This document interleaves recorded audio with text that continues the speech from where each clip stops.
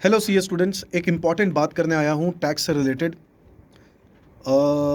बच्चों, एग्ज़ाम आने वाला है, ठीक है। और सिर्फ एक बात मैं आपसे यहाँ पर शेयर करना चाहता हूँ कि टैक्स का जो ये पेपर है, एमटीपी और आरटीपी का, और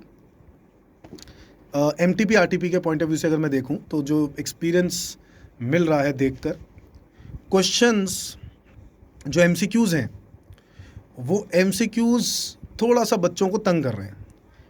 मैं डीटी के पॉइंट ऑफ व्यू से बात कर रहा हूँ, मेरे हिसाब से आप सब मेरी बात से एग्री करेंगे।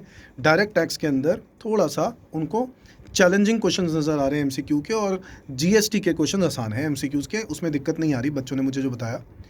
तो डायरेक्ट टैक्स के जब वो क्वेश्चंस करते हैं तो कहीं ना कहीं करते करते कंफ्यूज हो जाते हैं। हालांकि थोड़ा सा और टाइम देते हैं, 10 मिनट 15 मिनट देते हैं, तो उनसे वो क्वेश्चन हो जाता है। जैसे एक क्वेश्चन मैंने देखा डायरेक्ट टैक्स का, जिसके अंदर उन्होंने पहला क्वेश्चन ही जो दे दिया एमटीपी के अंदर, पूरा क्वेश्चन है, ठीक है। आपको पूरा टोटल इनकम तक का क्वेश्चन कैलकुलेट करना है, यानी कंप्यूट टोटल इनकम भी एक पार्ट है, कंप्यूट डिडक्शंस एक पार्ट है, तो कंप्यूट टैक्स एक पार्ट है। तो बेसिकली अगर वो पूरा क्वेश्चन देखा जाए तो वो पूरा क्वेश्चन 10 नंबर का बन रहा है बच्चों।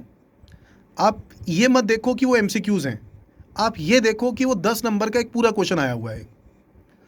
एग्जैक्टली ऐसे ही बच्चों, एग्ज़ाम में जब क्वेश्चन आता था, पहले जब आता था, एमसीक्यूज़ नहीं होते थे जब, तो पूरा क्वेश्चन आता था यही क्वेश्चन 10 नंबर का, 10 से 12 नंबर का ये क्वेश्चन आता था। अब क्या कर रहे हैं वो लोग, उन्होंने क्या किया, वो क्वेश्चन का पैटर्न वही रखा, उसी के 2-2 नंबर के एमसीक्यूज़ बना दिए, 4-5 एमसीक्यूज़ बना दिए, जिसमें बच्चों को सॉल्व करना है।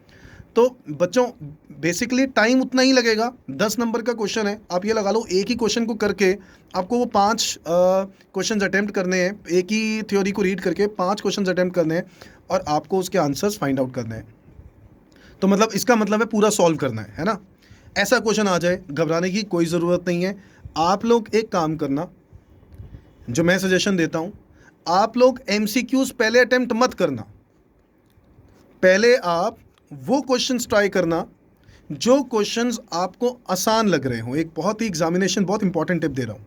इनफैक्ट मैं ये चीज़ सिर्फ टैक्स के लिए नहीं है, ये सबके लिए है, हर एग्ज़ाम के लिए, हर सब्जेक्ट के लिए, और मेरे ख्याल से सारी फैकल्टीज इस बात से एग्री करेगी कि आपको पहले क्वेश्चन वो करना चाहिए जो क्वेश्चन आसान हो, जो आपको नज़र आता है कि क्वेश्चन ईजी है, करने में आसानी हो रही है, ठीक है। तो वो क्वेश्चन आपको पहले अटेम्प्ट करना चाहिए, क्योंकि देखो कहते हैं ना, first impression is a last impression. तो पहला इंप्रेशन अच्छा देना ही देना है, इनफैक्ट आगे भी इंप्रेशन अच्छा ही देना है, बट पहली प्रायोरिटी रखना जो सबसे अच्छा क्वेश्चन आपको लगता है, और आपको लग रहा है कि ये क्वेश्चन पूरा का पूरा किया हुआ है, एग्जैक्टली ऐसा ही क्वेश्चन तुम लोग करके आए हो, तो वो क्वेश्चन आप सबसे पहले फाइंड आउट करो आंसर, ठीक है।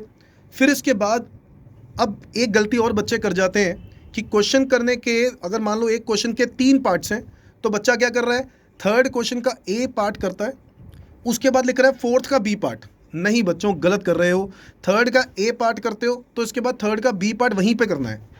आप फोर्थ का ए पार्ट बीच में, फिर फोर्थ का बी पार्ट, फिर 5 का ए बीच में आ गया, तो ऐसे नहीं कर सकते, आपको सारे पार्ट्स एक साथ करने हैं, ठीक है जी। तो आपको कोशिश करनी है कि जो भी आप क्वेश्चंस करते हो सॉल्व, उसके सारे पार्ट्स एक साथ कंप्लीट करके ही आपको पूरा क्वेश्चन करना है। हाँ, अगर आपको थर्ड का ए आता है, बी नहीं आता, तो उसके लिए एक एस्टिमेटेड स्पेस छोड़ दो और उसको बाद में कवर अप कर लेना।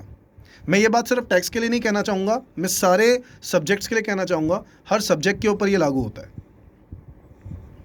ठीक है जी। तो ये बात का ध्यान रखना बहुत ज़रूरी बात है, ये एग्जामिनेशन टिप।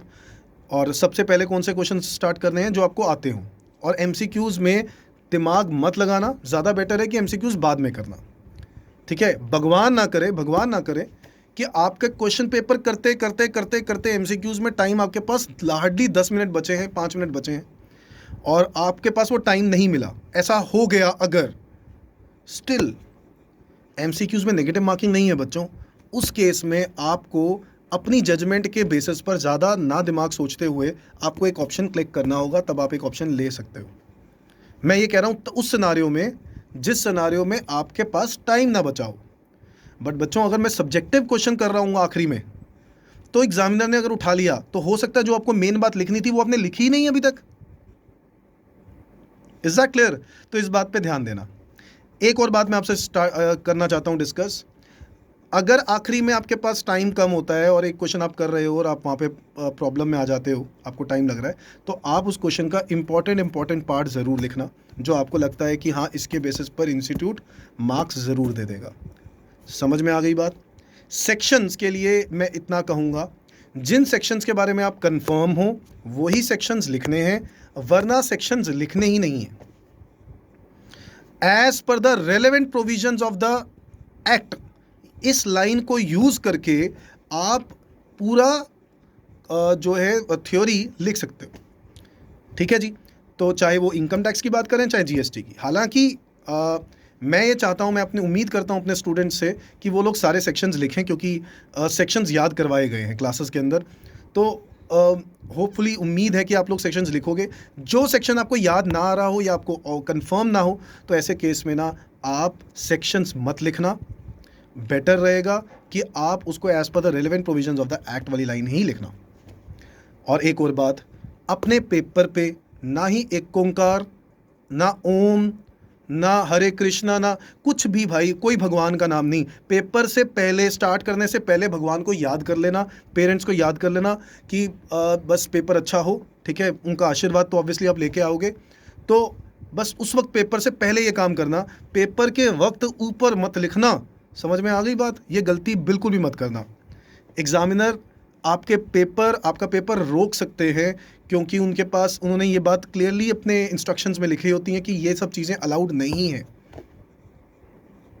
और ऑब्वियसली अगर मैं कोविड के पॉइंट ऑफ व्यू से बात करूं, तो ऑब्वियसली आप अपना हैंड सैनिटाइज़र लेके जाओगे और मास्क पहन के जाओगे, तो ये इंपॉर्टेंट है इस वक्त के सिचुएशन में, जो आपके एग्ज़ाम है उसके पॉइंट ऑफ व्यू से देखा जाए तो।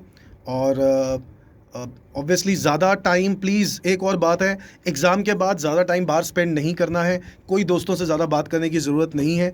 तो मैं सब बच्चों से ये बात करना चाहूँगा कि कोई भी अपने फ्रेंड से ज़्यादा मीटिंग करके वो टाइम वेस्ट ना करें वहाँ पर, क्योंकि पहला रीज़न कोविड है, ठीक है। किसी और के साथ मिलने की ज़्यादा ज़रूरत नहीं है, डिस्टेंसिंग रखो और जाओ अपने अपने घर और अगले एग्ज़ाम की तैयारी करो। ठीक है जी। तो मैं आप लोगों को ऑल द बेस्ट कहता हूँ, बेस्ट विशेस देना चाहता था, तो मैंने सोचा मैं क्यों ना इस वीडियो के दौरान आपको बेस्ट विशेस दे सकूँ और आपको अपने अपने स्पेशल टिप्स दे सकूं कि जो मुझे ऐसा लगता है कि आपको करने चाहिए एग्ज़ाम के दौरान। तो MCQs को, अगर आप लोग डरते हो MCQs से, तो प्लीज़ MCQs को बाद में अटेम्प्ट करना, वो ज़्यादा बेटर रहेगा। हाँ, करना ज़रूर है, ठीक है, करने हैं बाद में, बट MCQs को बाद में करना और बाकी क्वेश्चन आप पहले स्टार्ट कर लेना।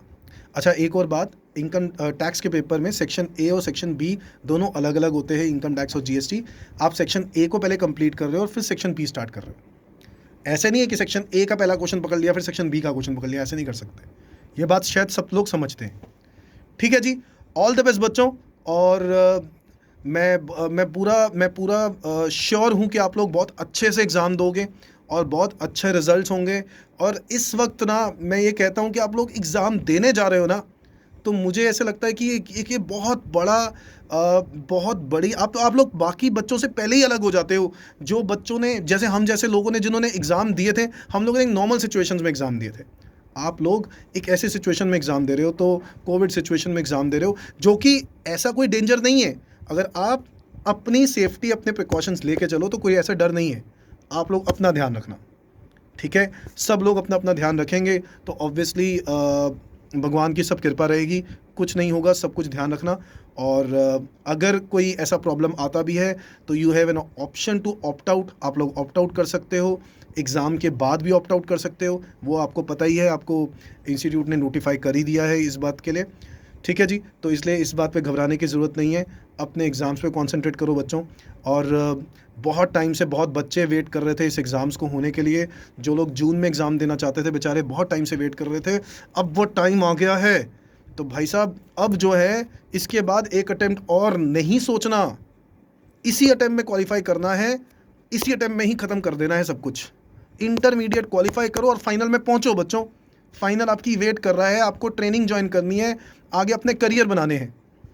ठीक है जी, थैंक यू बच्चों, बाय बाय।